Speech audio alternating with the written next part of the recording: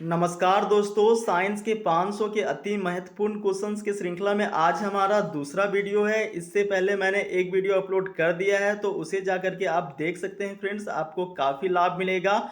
उसका लिंक मैंने आपको डिस्क्रिप्शन बॉक्स में दे दिया है। तो चलिए फ्रेंड्स, आज की वीडियो को स्टार्ट कर लेते हैं। सबसे पहला क्वेश्चन है आपके स्क्रीन पे, किसी परिपथ से 6 मिनट में 0.6 एम्पियर धारा प्रवाहित होती है, तो इसमें प्रवाहित विद्युत आवेश की मात्रा कितनी होगी। देखिए फ्रेंड्स, इसके लिए एक फॉर्मूला है I equal to Q by T. ठीक है, I equal to Q by T. I आपका विद्युत धारा को इंडिकेट करता है, Q आवेश को और T समय को। ठीक है, अब देखिए I यानी कि धारा कितना दिया हुआ है फ्रेंड्स, तो 0.6 एम्पियर दिया हुआ है। आपको समय कितना दिया हुआ है, तो ये आपका 6 मिनट है। मिनट को आप सेकेंड में बदलेंगे तो 60 से मल्टीप्लाई करना होगा। तो फ्रेंड्स, जब इसे 60 से आप मल्टीप्लाई करते हैं तो कितना आ जाएगा, 636 सेकेंड। ठीक है, अब आपको निकालना है क्यू। तो क्यू बराबर क्या हो जाएगा फ्रेंड्स, आप इसे क्रॉस मल्टीप्लाई कीजिएगा। क्यू बराबर आपका हो जाएगा आई गुना टी। ठीक है, आई गुना टी हो जाएगा। देखिए फ्रेंड्स, मैं इसको मिटाता हूँ फिर आगे चलता हूँ। ठीक है, अब Q बराबर जब आपके पास I गुना टी हो गया, तो I बराबर अभी आपने देखा कितना है, 0.6 है। समय आपने कितना निकाला, तो 360 निकाला। अब यहाँ से पॉइंट को जब आप हटाते हैं तो एक जीरो आता है, एक जीरो से एक जीरो कट जाएगा। अब 36 को जब आप 6 से मल्टीप्लाई करते हैं फ्रेंड्स, तो कितना आ जाता है, 216 आ जाता है। ठीक है, और देखिए आवेश का SI मात्रक कूलम्ब होता है, तो इसका राइट आंसर 216 कूलम्ब हो जाएगा। अगला महत्वपूर्ण क्वेश्चन है, कौन सा उत्तक पौधों को कठोर और दृढ़ बनाता है। तो ऑप्शंस है पेरेनकाइमा, कोलेनकाइमा, स्क्लेरेनकाइमा। तो देखिए फ्रेंड्स, इसका राइट आंसर जो है वो हो जाएगा स्क्लेरेनकाइमा। स्क्लेरेनकाइमा उत्तक के कारण फ्रेंड्स पौधे के अंदर मजबूती आती है, और ये मजबूती आंधी तूफान हवा से पेड़ पौधे को सुरक्षा करती है। इतना ही नहीं फ्रेंड्स, जो आप नारियल देखते हैं, नारियल का रेशा भी स्क्लेरेनकाइमा उत्तक से ही बना होता है, जिसके कारण वो काफ़ी कठोर होता है। अब दूसरा ऑप्शन है कॉलेनकाइमा। कॉलेनकाइमा उत्तक की वजह से पौधों में लचीलापन आता है। जैसे कि आप बांस देखते हैं फ्रेंड्स, बांस को आप खींच भी दें तब भी वो टूटता नहीं है। तो वो लचीलापन क्यों आता है, वो कॉलेनकाइमा उत्तक की वजह से आता है। इतना ही नहीं, आंधी तूफान में पेड़ पौधे जो है वो हिलने लगते हैं, टूटते नहीं हैं। तो वो किसकी वजह से पॉसिबल हो पाता है, कॉलेनकाइमा उत्तक की वजह से। वहीं पेरेनकाइमा की बात करें फ्रेंड्स, तो पौधे के अंदर सबसे अधिक मात्रा में कोई उत्तक पाया जाता है तो वो पेरेनकाइमा होता है। पेरेनकाइमा उत्तक के बीच में काफ़ी गैप्स होते हैं, खाली स्थान होता है, और ये खाली स्थान जो है उसमें भोजन स्टोर करने में, भोजन को जमा करने में ये सहायता प्रदान करता है। जैसे कि हम लोग जब खाना खाते हैं तो हमारे अंदर एटीपी के रूप में, एडिनोसिन ट्राइफॉस्फेट के रूप में भोजन संचित होता है, जो हमें ऊर्जा देने का कार्य करता है। उसी प्रकार से मान लीजिए कि 3-4 दिन बादल छाया रहता है, बारिश होता है, ऐसी स्थिति में सूर्य जब नहीं उगता है, तो फ्रेंड्स भोजन तो चाहिए ना पेड़ पौधे को। तो ये भोजन जो है वो कहाँ से इनको मिलता है, तो पेरेनकाइमा में जो भोजन स्टोर रहता है वहाँ से इन्हें ये भोजन मिल जाता है। अब अगला महत्वपूर्ण क्वेश्चन है फ्रेंड्स आपके सामने, किसी तत्व के समस्थानिक का द्रव्यमान जो है वो 298 है, इसके नाभिक में 189 न्यूट्रॉन है, इसकी परमाणु संख्या क्या होगी। तो देखिए फ्रेंड्स, परमाणु द्रव्यमान को ए से इंडिकेट करते हैं। परमाणु द्रव्यमान बराबर क्या होता है, प्रोटॉन की संख्या प्लस न्यूट्रॉन की संख्या। तो P प्लस N बराबर हो जाएगा परमाणु द्रव्यमान। ठीक है, देखिए प्रोटॉन की संख्या को ही हम लोग कहते हैं परमाणु संख्या। तो परमाणु संख्या आपको निकालना है तो क्या करना होगा फ्रेंड्स, ए, देखिए ए को ये रहने देंगे, इस एन को बराबर के इस साइड में ले आते हैं तो ये माइनस हो जाएगा, और बराबर क्या हो जाएगा फ्रेंड्स, पी हो जाएगा। मीन्स परमाणु संख्या बराबर परमाणु द्रव्यमान माइनस न्यूट्रॉन की संख्या। अब परमाणु द्रव्यमान कितना है, 298 है, और आपका न्यूट्रॉन की संख्या कितना है, 189 है। जब इसे आप माइनस करते हैं, 18 में से 9 गया तो 9, यहाँ पे आपका 8 बचा, 8 में से 8 गया तो 0, 2 में से 1 गया तो 1, तो इसका राइट आंसर कितना हो जाएगा 109। ठीक है फ्रेंड्स, अगला महत्वपूर्ण क्वेश्चन है आपके सामने, 25 ग्राम सल्फ्यूरिक अम्ल में कितने मोल्स मौजूद होते हैं।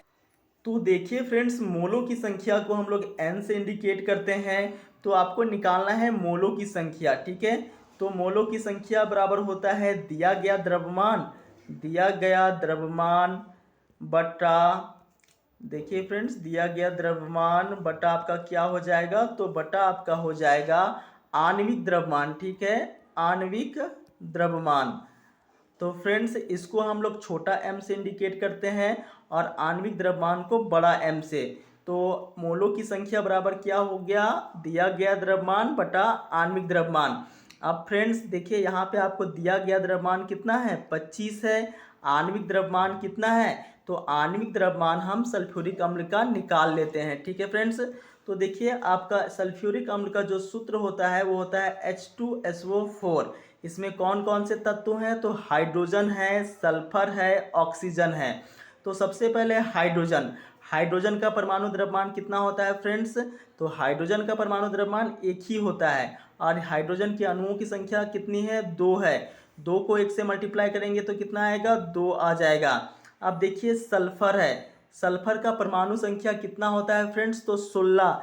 परमाणु द्रव्यमान कितना हो जाएगा, तो 32 हो जाएगा। ठीक है, 32 परमाणु द्रव्यमान हो जाएगा। और यहाँ पे सल्फर के अणुओं की संख्या कितनी है, तो 1 है। 32 को 1 से मल्टीप्लाई करेंगे तो कितना आ जाएगा 32। उसी प्रकार से ऑक्सीजन फ्रेंड्स, ऑक्सीजन के परमाणु की संख्या कितना होता है, तो 8 होता है। इसका परमाणु द्रव्यमान कितना हो जाएगा, तो 16 हो जाएगा। यहाँ पे ऑक्सीजन के अणुओं की संख्या कितनी है, तो 4 है। अब जब 16 को 4 से आप मल्टीप्लाई करेंगे तो कितना आ जाएगा 64 आ जाएगा। अब इन तीनों को आप जोड़ लें, 2 2 4 और 4 कितना हो जाएगा फ्रेंड्स, तो 8 हो जाएगा। ठीक है, अब 6 और 3 को जोड़ते हैं तो कितना आ गया 98। तो इस प्रकार से फ्रेंड्स 98 आपका आ गया आणविक द्रव्यमान मॉलिक्यूलर वेट। अब मैं आपको मोलों की संख्या निकाल के बताता हूँ। ठीक है, तो देखिए फॉर्मूला में जैसे मैंने बताया था n बराबर छोटा m बड़ा M। तो छोटा m कितना दिया हुआ है फ्रेंड्स 25 ग्राम दिया हुआ है और बड़ा M यानी कि आणविक द्रव्यमान अभी आपने कितना निकाला 98 निकाला। अब 98 से आप 25 को भाग लगाइए, तो जब 98 से 25 को आप भाग लगाते हैं फ्रेंड्स तो कितना आ जाएगा, देखिए भाग लगाते हैं तो ये तो जाएगा नहीं, यहाँ पे आप 0 डालिए, यहाँ भी 0 डालिए, यहाँ पॉइंट बिठाइए और आप भाग लगा दीजिए। तो कितना बार में जाएगा 2 बार में। मल्टीप्लाई कीजिए, 2 8 16 के 6, हाथ में 1 2 9 18 और 1 19। अब इसको आप घटा दीजिए तो कितना आ जाएगा फ्रेंड्स, आपका आ जाएगा 54। ठीक है, 54 आ जाएगा। आप पॉइंट के बदले फिर से 0 बिठाइए तो ये कितना बार में कटेगा 5 बार में। पन्नी 40 के 0, हाथ में 4, 5 9 45 और 4 49 आ जाएगा। माइनस करेंगे तो कितना आ जाएगा 0 आया, 14 में से 9 गया तो 5 आया, तो बस आपका आ गया 14 में से 9 तो 5। तो इस प्रकार से देखिए फ्रेंड्स, फिर से मैं आपको बता दूं, 0 में से 0 गया तो 0, 14 में से 9 गया तो यहाँ पे 5 आ गया। ठीक है, यहाँ पे तो कट गया, 1 0 और बैठ जाएगा पॉइंट के बदले, तो 500 आया। फिर से कितना बार में कटेगा फ्रेंड्स, तो 5 बार में। तो इसका आंसर जो है वो 0.255 मोल्स हो जाएगा। ठीक है, तो इसका राइट आंसर कितना हो जाएगा 0.255 मोल्स। ठीक है फ्रेंड्स, इसको आप डिवाइड भी कर लीजिएगा अच्छे से। अगला आपका महत्वपूर्ण क्वेश्चन है, किसी वस्तु का भार सर्वाधिक होता है, कहाँ पे होता है। तो ऑप्शन है फ्रेंड आपके सामने, ध्रुव पर, विषुवत रेखा पर, या फिर दोनों पर, या फिर इनमें से कोई नहीं। तो देखिए फ्रेंड्स, ये आपकी पृथ्वी है जो कि चपटी होती है और इसका जो दूरी होता है फ्रेंड्स वो ध्रुव की ओर कम होता है जबकि विषुवत रेखा की ओर ज़्यादा होता है। तो देखिए जो आपका भार है ना वो मुख्य रूप से डिपेंड करता है किस पे, तो वो डिपेंड करता है गुरुत्वीय त्वरण पे। भार का सूत्र होता है W बराबर mg, m माने द्रव्यमान और g माने क्या होता है गुरुत्वीय त्वरण, यानी कि पृथ्वी किस ताकत से आपको अपनी ओर खींचती है उसी को कहते हैं छोटा g, acceleration due to gravity, गुरुत्वीय त्वरण। ठीक है फ्रेंड्स, तो देखिए जैसे ही आप ध्रुव पे जाते हैं तो ध्रुव से लेकर के केंद्र, पृथ्वी की केंद्र की दूरी कम है और जब केंद्र की दूरी कम है तो ज़्यादा ताकत से पृथ्वी अपनी ओर खींचेगी। आप खुद सोच सकते हैं ना फ्रेंड्स, 2 चुंबक है और बड़ा चुंबक के सामने एक लोहा को नज़दीक रखते हैं तो वो ज़्यादा ताकत से खींचेगी, जबकि लोहा को दूर रखेंगे तो वो चुंबक लोहा को कम ताकत से खींचेगी। तो देखिए यहाँ पे यदि आप ध्रुव पे होते हैं तो ऐसी स्थिति में पृथ्वी आपको ज़्यादा ताकत से खींचेगी, मीन्स आपका भार जो है वो ज़्यादा होगा। तो वस्तु का भार जो है वो सर्वाधिक ध्रुव की ओर होता है, जबकि विषुवत रेखा के ऊपर कम होता है। ठीक है फ्रेंड्स, अगला क्वेश्चन की ओर चलते हैं।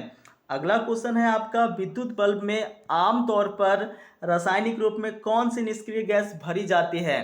तो फ्रेंड्स, आधुनिक आवर्त सारणी के अंदर जो 18वां ग्रुप है, 18वां आपका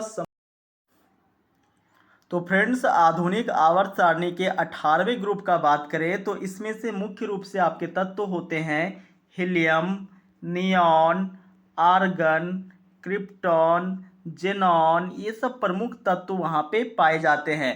इन सभी तत्वों की बात करें तो इनका जो अंतिम कक्षा होता है वो भरा होता है। जैसे हीलियम का परमाणु संख्या 2 है, परमाणु विन्यास 2 हो जाएगा तो भरा है।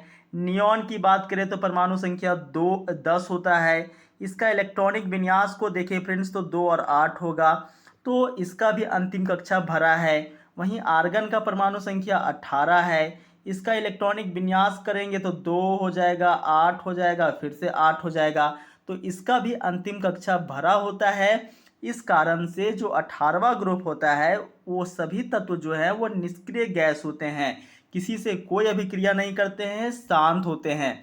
अब इस क्वेश्चन की उत्तर की बात करें फ्रेंड्स तो इसका राइट आंसर जो है वो आर्गन हो जाएगा।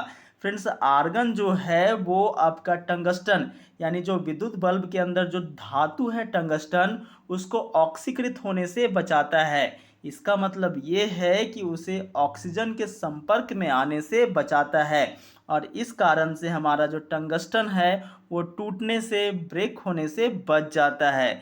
ठीक है फ्रेंड्स, अब चलते हैं अगला क्वेश्चन की ओर। तो अगला प्रमुख क्वेश्चन है आपके सामने, दंत चिकित्सक अवतल दर्पण का उपयोग करते हैं क्योंकि इस पर निर्मित प्रतिबिंब होता है।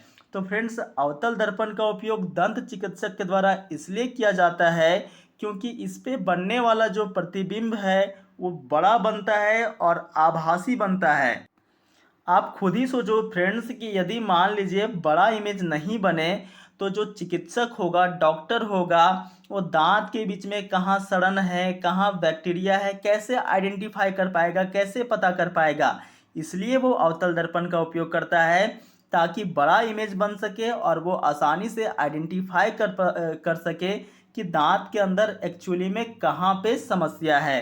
ठीक है, तो इसका राइट आंसर क्या हो जाएगा? आभासी और बड़ा। नेक्स्ट क्वेश्चन की ओर आगे बढ़ते हैं। देखिए 8वां नंबर प्रश्न है आपका, एक वस्तु अपनी स्थिर अवस्था में चलना आरंभ करती है या 2 सेकेंड में 5 मीटर पर सेकेंड की गति प्राप्त कर लेती है, इसका त्वरण क्या होगा? तो देखिए फ्रेंड्स, स्थिर अवस्था से चलना स्टार्ट करती है, मतलब कि प्रारंभिक वेग कितना हो जाएगा? प्रारंभिक वेग आपका हो जाएगा 0। उसके बाद कितना गति प्राप्त कर लेती है? 5 मीटर पर सेकेंड का, तो इसका अंतिम वेग कितना हो जाएगा? 5 मीटर पर सेकेंड। ठीक है फ्रेंड्स, समय कितना है? तो समय आपका जो है वो 2 सेकेंड है। ठीक है, 2 सेकेंड। अब आपसे पूछा क्या है? त्वरण पूछा है। त्वरण को किससे इंडिकेट करते हैं? ए से। ए बराबर क्या होता है? भी माइनस यू बाई टी होता है। ठीक है, अब देखिए भी के जगह पे आप इसको, ये हट जाएगा फ्रेंड्स, तो देखिए मैं फिर से ले आता हूँ इसको। अब देखिए ए बराबर आपका क्या फॉर्मूला मैंने बताया था? भी माइनस यू बाई टी। ठीक है, अब भी बराबर कितना है? 5 है, यू बराबर कितना है? 0 है, और नीचे समय कितना है? 2 है। अब 5/2 हो जाएगा ये। ठीक है, अब 5 को जब आप 2 से डिवाइड करेंगे फ्रेंड्स तो कितना आ जाएगा? 2.5 आ जाएगा। तो इसका राइट आंसर आपका क्या हो जाएगा फ्रेंड्स? 2.5 मीटर पर सेकेंड स्क्वायर। ठीक है, इसका राइट आंसर जो है वो 2.5 मीटर पर सेकेंड स्क्वायर हो जाएगा। यहाँ पे फ्रेंड्स आपको ध्यान रखने वाली बात यह है कि त्वरण का एसआई मात्रक मीटर पर सेकेंड स्क्वायर होता है। ठीक है, अब देखिए ये कैसे होता है मैं बताता हूँ। जैसे ए बराबर भी माइनस यू बाई टी होता है। ठीक है, अब ये ऊपर वाला जितना भी है वेग है, वेग का एसआई मात्रक मीटर पर सेकेंड होता है, और यहाँ समय का एसआई मात्रक कितना होता है? सेकेंड। अब ये सेकेंड जब ऊपर जाएगा फ्रेंड्स तो देखिए ये अभी है मीटर पर सेकेंड ऐसे भी लिखा जा सकता है। और ऊपर में फिर से सेकेंड गया फ्रेंड्स, तो ये भी ऊपर में माइनस आ गया, तो ये सेकेंड का पावर क्या हो जाएगा, सेकेंड का पावर 2 हो जाएगा। इसको हम लोग क्या पढ़ सकते हैं, मीटर पर सेकेंड, यानी इसको हम लोग ऐसे भी लिख सकते हैं, मीटर पर सेकेंड। ठीक है फ्रेंड्स, तो इसका राइट आंसर 2.5 मीटर पर सेकेंड हो जाएगा आपका। अगला देखिए फ्रेंड्स, महत्वपूर्ण क्वेश्चन है, न्यूजीलैंड के अष्टक नियम किस तत्व तक लागू होता था। तो देखिए, अगर आवर्त सारणी की बात करें तो न्यूजीलैंड के द्वारा एक नियम दिया गया था। इनके नियम के अनुसार से पहला तत्व का गुणधर्म और आठवां तत्व का गुणधर्म मिलता था। जैसे कि यदि आप संगीत के 7 सुर की बात करें तो शुरू में अक्षर क्या आता है फ्रेंड्स, सा आता है, सा, रे, गा, मा, पा, धा, नी, सा। मीन्स पहला सा आया और आठवां लेटर भी सा आया, तो पहला सा और आठवां सा सेम आया। उसी प्रकार से इनका भी नियम था, पहला तत्व और आठवां तत्व, ये दोनों तत्वों का गुणधर्म जो है वो समान होता है। लेकिन फ्रेंड्स, जो इनका नियम है वो बहुत दूर तक नहीं जा पाया, केवल इनका नियम कैल्शियम तक ही लागू हो पाया। तो इसका राइट आंसर क्या हो जाएगा फ्रेंड्स, कैल्शियम हो जाएगा। ठीक है, इसका राइट आंसर जो है वो कैल्शियम हो जाएगा। अगला और लास्ट क्वेश्चन इस वीडियो का फ्रेंड्स, टंगस्टन का गलनांक कितना होता है। तो देखिए, आपके सामने ऑप्शन है 3380 डिग्री सेल्सियस, उसके बाद 3422 डिग्री सेल्सियस, 3000 डिग्री सेल्सियस और 2500 डिग्री सेल्सियस। तो फ्रेंड्स, टंगस्टन वही है जो आपके घरों में विद्युत बल्ब के रूप में विद्युत बल्ब के अंदर लगा होता है। जो आप वाइट पीला वाला बल्ब, मैं देखिए फ्रेंड्स, मैं बोल रहा हूँ आपका ये एलईडी बल्ब नहीं है, ये पीला वाला बल्ब है जो आप अपने घरों में लगाते हैं।